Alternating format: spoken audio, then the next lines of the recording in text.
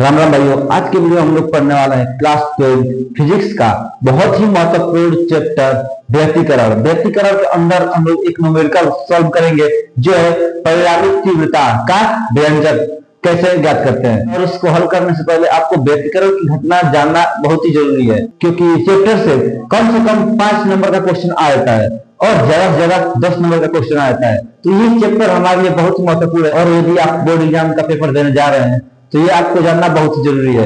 और 5 से 10 मिनट की वीडियो में आपको पूरा इसके बारे में आप लोग को डीपली अध्ययन करा देंगे, तो वीडियो में अंत तक बने रहिएगा।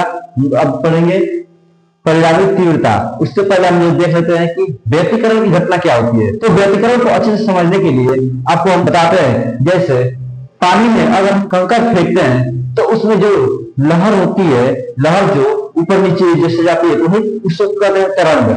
और मान लीजिए कहीं दूसरे ओर हम एक और कंकड़ मार दें तो दोनों तरंग जब बढ़ते बढ़ते आएंगे और एक दूसरे में सट जाएंगे, तो दोनों एक दूसरे में सटने की घटना को हम लोग अध्यारोपण कहते हैं। और जब अध्यारोपण हो जाएगा तो उसमें क्या होता है कि एक ओर उसकी तीव्रता ज्यादा होती है और एक ओर उसकी तीव्रता कम होती है। और जहां कम होती है वहां पर हम लोग शून्य मानते हैं और जहां ज्यादा होती है वहां पर हम लोग ज्यादा मानते हैं। तो व्यतिकरण की घटना यही होती है कि जब समान आवृत्ति वाली तरंग एक साथ एक ही दिशा में चलती है और अध्यारोपण के पश्चात वो या तो कम हो जाती है उसकी तीव्रता या फिर ज्यादा हो जाती है, तो इसी घटना को हम लोग क्या कहते हैं, व्यतिकरण की घटना कहते हैं। और जब वो अधिकतर होती है तब वो होता है संपोषी व्यतिकरण, और जहां उसकी तीव्रता बहुत कम होती है उसको कहते हैं विनाशी व्यतिकरण। तो हम लोग इसको फिगर के माध्यम से अच्छे से समझाते हैं आपको, जिससे आपको अच्छे से समझ में आए। ऐसे तो आपको समझ में नहीं आया होगा, तो आपको फिगर के माध्यम से समझा देते हैं। तो कैसे, मान लीजिए ये प्रकाश तरंग है, प्रकाश ऐसे गति करता है, प्रकाश भी ऐसे ही गति करता है। तो मान लीजिए ये प्रकाश है, तो ये क्या है, यहां से यहां के बीच की दूरी को हम लोग क्या कहते हैं, यहां से यहां के बीच की दूरी को हम लोग आयाम कहते हैं, आयाम। और यहां से यहां जिस प्रकार इसको आयाम कहेंगे उसी प्रकार इसको भी आयाम ही कहेंगे, तो ये भी आयाम है। तो ये हमारा क्या है, आयाम है। अब आयाम को हम लोग नाम देंगे, जैसे मान लीजिए इसको A1 दे दिए और इसको हम लोग A2 दे दिए। मान लीजिए हम लोग A1 और A2 दे दीजिए। और अब इसमें क्या हमको आपको बताना है कि व्यतिकरण की घटना क्या होती है। तो मान लीजिए जैसे दो समान आवृत्ति की तरंग एक ही साथ एक ही दिशा में गमन करती है, तो समान आवृत्ति की दो तरंगे एक ही दिशा में एक साथ गमन करती है और अध्यारोपण के पश्चात या तो न्यूनतम हो जाती है या फिर अधिकतम हो जाती है, तो उसी घटना को हम लोग व्यतिकरण कहते हैं। तो इसमें व्यतिकरण क्या होता है, मान लीजिए ये दो समान आवृत्ति की तरंगें चल रही हैं और जाने के बाद कहीं ना कहीं वो क्या होती है, अध्यारोपण के पश्चात वो एक ही मिल जाती है। तो मान लीजिए यहाँ पर आकर वो एक ही मिल गई, तो वो क्या होगा, हमारा व्यतिकरण होगा। उसके बाद क्या होगा, या तो वो उसकी तीव्रता घट जाएगी या तो बढ़ जाएगी। तो बढ़ जाएगी तो उसको संपोषी व्यतिकरण कहेंगे, और जब वो घट जाएगी मतलब रुक जाएगी या फिर धीमा हो जाएगी या फिर न्यूनतम हो जाएगी तो उसको हम लोग विनाशी व्यतिकरण कहेंगे। ये बहुत ही आसान है, आपको समझ में नहीं आया हो भले, लेकिन हम आपको फिगर के माध्यम से अच्छे समझा देते हैं कि क्या होता है। तो दो समान आवृत्ति की तरंगें एक ही साथ एक ही दिशा में गमन करती है और अध्यारोपण के पश्चात वह या तो न्यूनतम होती है या फिर अधिकतम हो जाती है उसकी तीव्रता, तो वो क्या होता है, व्यतिकरण की घटना होती है। जब अधिकतम होती है तो वो संपोषी व्यतिकरण, और जो कम होती है उसको विनाशी व्यतिकरण कहते हैं। तो इससे भी आपको समझ में नहीं आया हो तो हम आपको और अच्छे से समझाते हैं। जैसे मान लीजिए तालाब है, ये मान लीजिए तालाब है और इसमें क्या हो कि हम लोग कंकड़ डालते हैं तो क्या होता है कि यहाँ पर पानी ऐसे क्या होता है, मान लीजिए इसमें कंकड़ डाले हैं तो ये ऐसे ऐसे होने लगता है, ऐसे ऐसे जाने लगता है। और मान लीजिए यहाँ पर भी कोई कंकड़ डाल दिया तो ऐसे ऐसे वो क्या करता है, ये ऐसे ऐसे गति करने लगता है। तो जब यहाँ पर वो जो आकर जब एक टकराएंगे तो यहाँ पर उसकी तीव्रता शून्य हो जाएगी, मतलब एक दूसरे टकराएंगे तो वहां पर उसकी तीव्रता शून्य होती है, और जिस बिंदु पर उसकी तीव्रता शून्य होती है वहां होती है वो विनाशी व्यतिकरण। और जहां पर मान लीजिए यहाँ पर टकराने के बाद यहाँ पर इधर जाएगा, जब ये ऐसे जाते जाते ये इससे जाने लगेगा, तो जब यहाँ से इसका ऐसे हो जाएगा तो ये और तेजी से जाने लगेगा। इसका मतलब यह है कि व्यतिकरण वहां पर तेजी से होगा, तो वो क्या कौन सा व्यतिकरण होगा? वो होगा हमारा संकोची व्यतिकरण। तो आपको अब अच्छे से समझ में आया होगा। तो ये हमारा व्यतिकरण की घटना हो गई, ये हमारा क्या हो गई? व्यतिकरण की घटना। अब इसके अंतर्गत हम लोग को क्या पढ़ना है? दो तरंगों की परिणामी तीव्रता का व्यंजक मान हमको ज्ञात करना है और इसका न्यूमेरिकल हल करना है, और इसको आसानी से हम लोग आपको समझाएंगे हल करके कैसे कैसे होगा। तो इसका डेफिनेशन देखते हैं क्या कहता है। तो जब एक ही आवृत्ति की दो सरल आवर्त प्रगामी तरंगे, सरल आवर्त प्रगामी तरंग क्या होती है? तो आपने क्लास 11th में पढ़ा होगा कि y बराबर ए साइन ओमेगा टी। हमारा क्या होता है? प्रगामी तरंग। ये हमारा प्रगामी तरंग होता है। तो ये हमारा क्या है? प्रकाश का तरंग है। तो इसमें क्या कह रहा है कि दो सरल आवर्त प्रगामी तरंग है। दो सरल आवर्त प्रगामी तरंग मतलब एक और इसी में तरंग है। क्या है? एक और तरंग है इसी में, ठीक है। तो दो सरल आवर्त प्रगामी तरंगे एक ही दिशा में चल रही है, मतलब ये दोनों एक ही दिशा में जा रही है ना, ये दोनों एक ही दिशा में चल रही है। तो माना उसके आयाम a1 और a2 है, मतलब इसका आयाम, आयाम मतलब क्या होता है? यहां से यहां के बीच की दूरी को, यहां से यहां के बीच की दूरी को हम लोग क्या कहते हैं? आयाम कहते हैं। तो यहां से यहां के बीच की दूरी को हम लोग आयाम कहेंगे। तो इसका आयाम कितना है? a1 और इस और क्या है? a2 है। तो यहाँ के बीच की दूरी को हम लोग a2, ठीक है। तो a1 और a2 है तथा कलांतर फाई है। कलांतर इसमें क्या होता है? कलांतर में कोई कंफ्यूज है कि कलांतर क्या होता है? न्यूमेरिकल सॉल्व कर लिए और कलांतर पता नहीं चलता। पता रहना जरूरी है, क्योंकि कोई पूछ दे तो आप क्या जवाब देंगे कि यही कि मुझे नहीं पता है? तो ऐसा थोड़ा ना होगा। तो आपको बताना पड़ेगा कि कलांतर क्या होता है। तो कलांतर ये फाई, ये क्या है? फाई है। आप ये मन समझिए कि जीरो बना दिए हैं और ये गलत हो गया तो काट दिए हैं, नहीं, ऐसा नहीं है। अगर काट भी दिए हैं तो हमारा फाई बन गया है। आप भी कभी लिखिएगा तो जीरो अगर लिखते हैं तो अगर उसको काटना होगा तो ऐसे मत काटिएगा, नहीं तो वो फाई बन जाएगा। कैसे काटिएगा? तो ऐसे है, तो उसको ऐसे ऐसे काट दीजिएगा, ठीक है, वरना उसे मत काटिएगा। तो फाई इसमें क्या है? फाई क्या है? हमारा कलांतर है। इसमें कलांतर क्या होता है? तो हम इस पहले तरंग को क्या मान लेते हैं? तो y1 मान लेते हैं। क्या मान लेते हैं? y1। और दूसरे तरंग को हम लोग y2 मान लेते हैं। तो हमारा क्या होगा? ये पहला तरंग y1 और दूसरा तरंग y2। अब इसको हम कैसे करते हैं? इसमें कलांतर कैसे होता है? तो ये या पहले और दूसरे यानी y1 और y2 तरंग के बीच की दूरी को हम लोग क्या कहते हैं? कलांतर कहते हैं। अब इसको हम लोग किससे करते हैं? फाई से। ये हमारा कलांतर है। क्या है? ये हमारा कलांतर है। कलांतर को हम लोग फाई से व्यक्त करते हैं। जब एक ही आवृत्ति की दो सरल आवर्त प्रगामी तरंगें एक ही दिशा में चल रही है, माना उनके आयाम a1 व a2 है, तो इसमें क्या कह रहा है कि एक ही आवृत्ति की, मतलब ये एक ही आवृत्ति की है, एक ही जा रही है। और सरल आवर्त प्रगामी तरंगे कि सरल आवर्त मतलब सरल गति कर रही है, तो सरल आवर्त प्रगामी तरंगे, आवर्त प्रगामी तरंगे का सूत्र क्या होता है? अपने 11 में पढ़ा होगा, y बराबर a sin ओमेगा t होता है।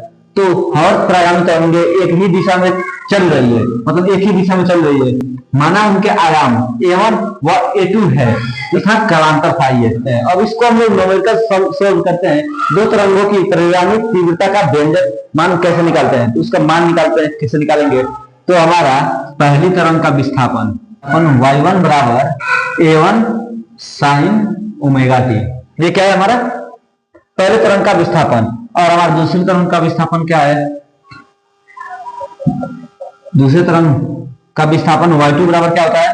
तो a2 sin omega t minus phi, ये हमारा दूसरी तरंग का विस्थापन है। और यहाँ पर हम लोग या फिर किताब में kx भी दिया होता है, तो kx ना लिखकर हम लोग शॉर्टकट में लिखे। मान लीजिए हम लोग को यहाँ पर जाना है और ये यहाँ पर रास्ता है और हम लोग यहाँ पर हैं और यहाँ से भी एक रास्ता है यहाँ पर आने के लिए।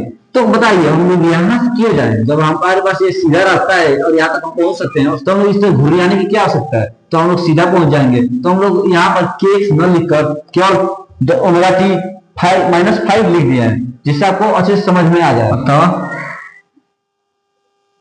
अध्यारोपण सिद्धांत से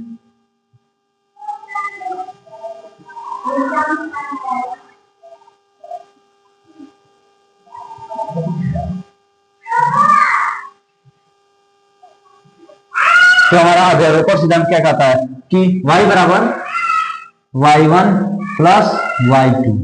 अब इसको दैरोपर सिद्धांत से हम लोग सॉल्व करते हैं। तो y बराबर y1 प्लस y2, तो y1 हमारा क्या है, y बराबर a1 sine omega T, sine omega T, और हमारा प्लस प्लस, और y2 क्या है हमारा, y2 हमारा है a2 साइन कोष्ठ में omega omega t minus five. ये हमारा मान रख लिए, y1 और y2 का मान हम लोग रखते हैं। और एक हमारा फॉर्मूला होता है y बराबर a1 sine omega T plus a2 कोष्ठ में साइन ओमेगा टी गुणे गुणे लिखेंगे, या फिर हम लोग यहाँ पर डॉट लिख देंगे तो हमारा मतलब हो जाएगा गुणे। यहाँ पर डॉट कॉस फाइव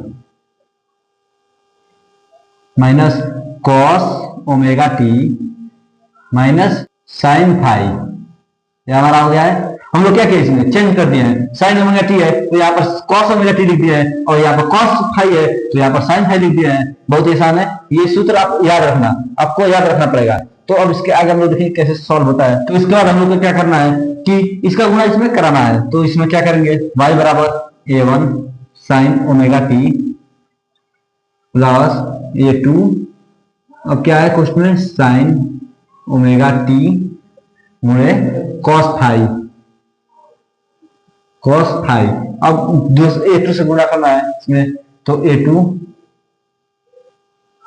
हमारा माइनस रहेगा, माइनस है तो a2 कॉस ओमेगा टी गुणे साइन फाइव, ये हमारा हो गया। अब इसके आगे हम लोग देखते हैं कैसे हल होता है। तो y बराबर साइन ओमेगा टी है दो बार, तो हम लोग इसको कॉमन ले लेते हैं। तो अब इसमें क्या हम लोग आगे करेंगे, साइन ओमेगा टी को आगे रखकर जो है उसको हम लोग वैसे उतार देंगे। तो हमारा क्या है a1 plus a2, a1 plus a2, ये हमारा है। और omega T sine omega T तो हम लोग कॉमन लिया है। उसके बाद क्या है cos five a2 cos omega T गुणे, इसका मतलब होता है गुणे, आपको बताया है साइन फाइव। अब इसमें हम लोग कहीं कटपीट नहीं कर पाएंगे, तो क्या करेंगे हम लोग इसको क्या मान लेते हैं, इसको हम लोग मान लेते हैं आर कॉस थीटा, और इसको हम लोग मान लेते हैं आर साइन थीटा, या फिर हम ऐसे भी कर सकते हैं या फिर ऐसे भी कर सकते हैं। क्या करते हैं कि माना a1 plus a2 cos five बराबर आर कॉस थीटा है हमारा। ये इसको क्या हो गया पहला समीकरण। और इसको आगे हम लोग कैसे बनाएंगे, तो a2 साइन फाइव बराबर r sine theta, r sine theta, ये हमारा समीकरण नंबर दूसरा हो गया। तो ऐसे हम लोग समीकरण बनाएंगे, तो हमारा समीकरण नंबर दूसरा हो गया। अब हम लोग इसको आगे देखते हैं क्या है। तो जहां आर व थीटा, आर व थीटा एक नियतांक है,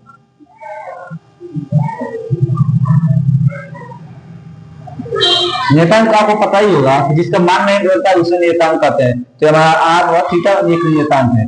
तो यहाँ से हमारा एक फॉर्मूला बनता है। तो क्या बनता है y बराबर, एक बार हम लोग साइन के साथ ओमेगा टी रखेंगे, एक बार कॉस के साथ ओमेगा टी रखेंगे, एक बार r के साथ साइन रखेंगे, एक बार r के साथ कॉस रखेंगे। देखते हैं कैसे। तो y बराबर साइन ओमेगा टी, ठीक है, और गुणे क्या होगा r cos थीटा। अब माइनस हमारा r cos थीटा हो गया है, तो अब हम लोग r sin थीटा लिख लेते हैं। और क्या है हमारा sin ओमेगा टी है, अब यहाँ पर क्या लिखना है cos ओमेगा टी गुणे cos ओमेगा टी हो गया हमारा ये। अब इसको आगे हम लोग कैसे सॉल्व करेंगे, तो y बराबर, ये हमारा एक फॉर्मूला बनता है। तो y बराबर, इसमें हम लोग क्या कॉमन ले सकते हैं, r, इसमें हम लोग कॉमन ले सकते हैं। तो हम लोग r को कॉमन लेते हैं, तो r को हम लोग कॉमन ले लिए, और इसमें क्या बचता है साइन ओमेगा टी, और इसमें हम लोग आर को कॉमन ले तो क्या बचता है हमारा कॉस थीटा, हमारा कॉस थीटा बचता है, और क्या है हमारा माइनस, और ये आर को कॉमन लिया है तो क्या बचता है साइन थीटा गुणे कॉस ओमेगा टी। तो इसमें साइन ए माइनस बी का सूत्र लग रहा है, तो इसको कैसे लगाएंगे अब, आर साइन, और हमारा क्या है ओमेगा टी, और क्या है हमारा थीटा है, ये हमारा साइन ए माइनस बी का हम लोग यहां पर सूत्र बन गया है।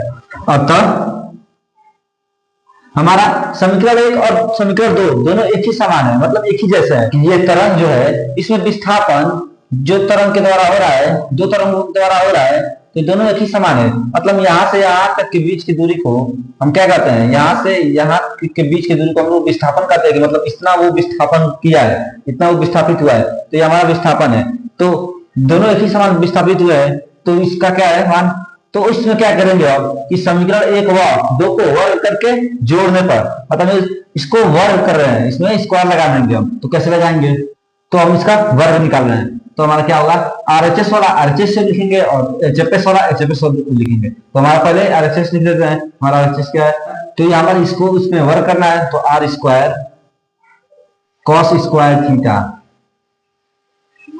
ये हमारा हो जाएगा प्लस, और क्या है हमारा r square sine square theta हो जाएगा, इसमें क्या होगा r square sine square theta. अब हम लोग क्या करेंगे, अब हम लोग एचएफएस वाला लिख लेते हैं, तो हम इसको कोष्टक में लिखेंगे, तो a1 प्लस a2 cos 5, और इसका हम लोग होल स्क्वायर कर देते हैं, और हम क्या लिखेंगे, हमारा क्या बच रहा है एचएफएस में ये, तो प्लस क्या करके इसको भी लिख लेते हैं कोष्ट में a2 साइन 5, अब इसको हम लोग होल स्क्वायर कर लेते हैं, तो हमारा हो गया। अब आगे हल करते हैं, और हम देखते हैं इसमें आर स्क्वायर दो जगह है, इसको हम लोग कॉमन ले लेते हैं, तो आर स्क्वायर को हम लोग कॉमन ले लेते हैं, और हमारा क्या बच रहा है cos square theta plus r square common नहीं है तो साइन स्क्वायर थीटा, हम लोग इसको स्क्वायर करते हैं कोष्टक में हटाकर, तो a1 square plus a2 square cos 5, ये हमारा क्या बन रहा है ए प्लस बी का होल स्क्वायर बन रहा है, ये हमारा ए प्लस बी का होल स्क्वायर बन रहा है, तो इसको कैसे लिखते हैं, तो 2a1 a2 cos 5, और क्या है हमारा a2 square sine square theta sorry 5। अब देखते हैं आर स्क्वायर गुणे 1 कहां से आया, तो आपको बताते हैं cos square theta plus sign square theta अगर आता है तो उसका मान हम लोग 1 मानते हैं, और यदि साइन स्क्वायर थीटा या फिर cos स्क्वायर थीटा आता है तो भी उसका मान 1 होता है, तो ये क्या होगा किसमें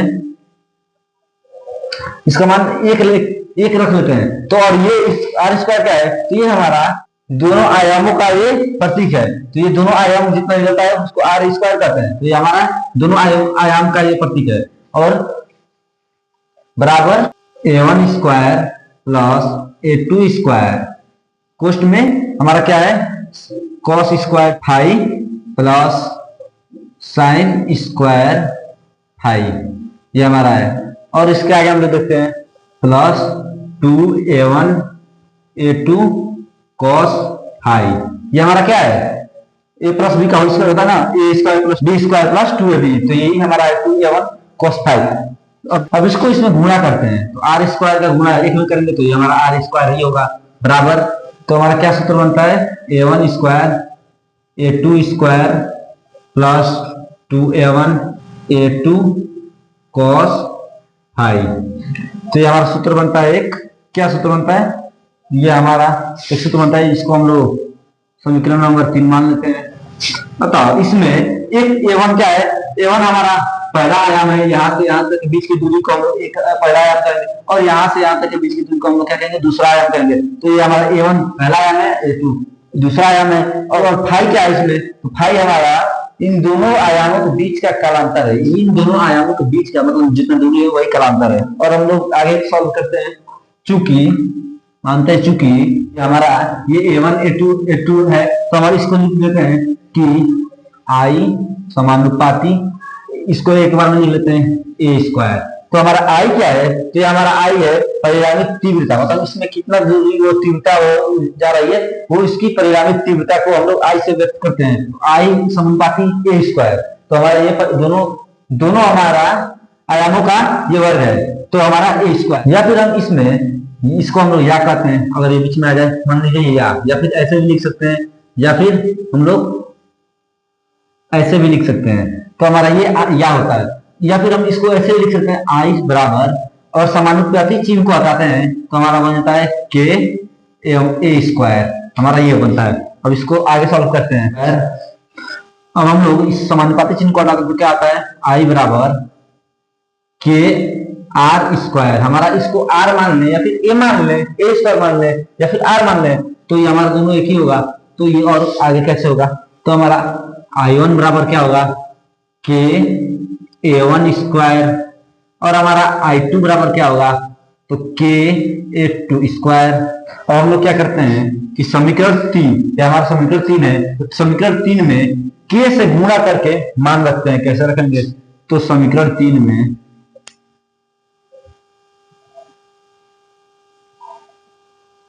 के से गुणा करना है, के से गुणा करके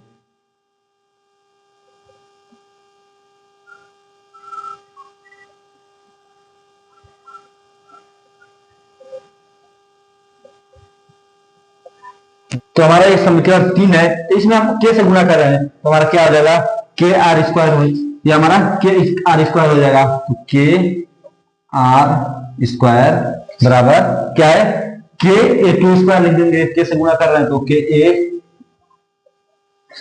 A1 स्क्वायर लिख देंगे, प्लस क्या है A2 स्क्वायर है, तो के A2 स्क्वायर लिख देते हैं, के A2 स्क्वायर, और हमारा क्या है प्लस बनेगा 2 के A1 A2 cos फाइव। अब इसको आगे सॉल्व करते हैं।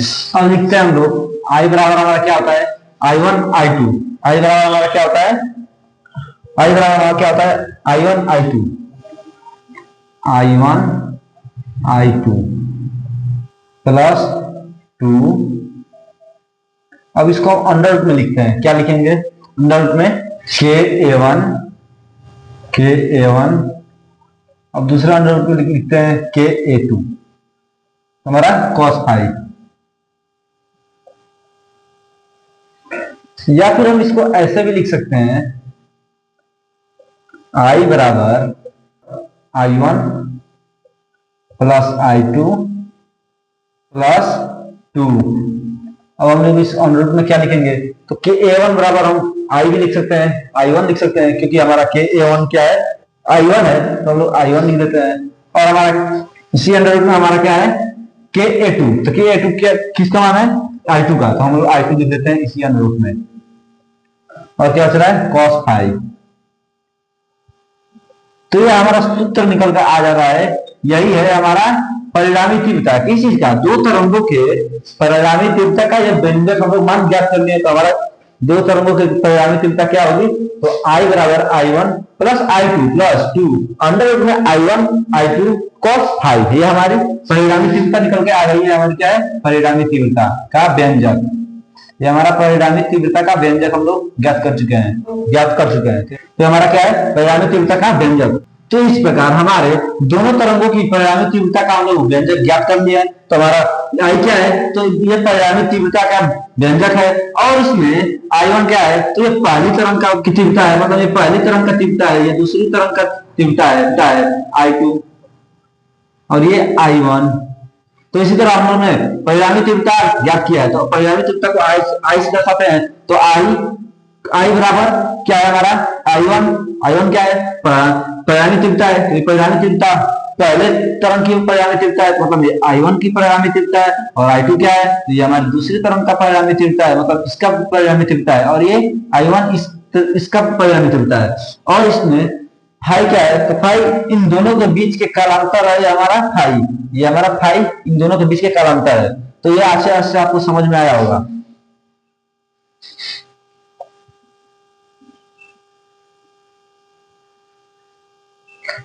तो इसमें हम लोग क्या ज्ञात किए हैं, परिणामी तीव्रता, मतलब इसकी तीव्रता कितनी जा रही है, मतलब कितने तेजी से वह जा रही है और कितना ऊपर जा रही है, कितना नीचे आ रही है, इसी का मान हम लोग ने ज्ञात किया है इस वीडियो में।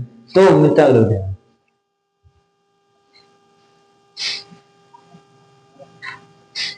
और मात्र 10 से 15 मिनट की वीडियो में हमने आपको यह पूरी समझाने की कोशिश की है। अगर आपको समझ में आया होगा, अगर आप बायोलॉजिस्ट हैं तो आपको थोड़ा कम समझ में आएगा, तो आप दोबारा रिपीट करके देख सकते हैं और कोई जल्दीबाजी नहीं है। और यदि आपको पहली बार में समझ में आ गया है तो यह, अगर आप मैथ से है तो आपको पहली बार में समझ आ ही गया होगा लगभग। और अगर आपको ये वीडियो में परिणामी तीव्रता निकालने का नॉलेज मिल गया हो तो आपने हमारे चैनल सब्सक्राइब अगर नहीं किया है तो जरूर से कर लें।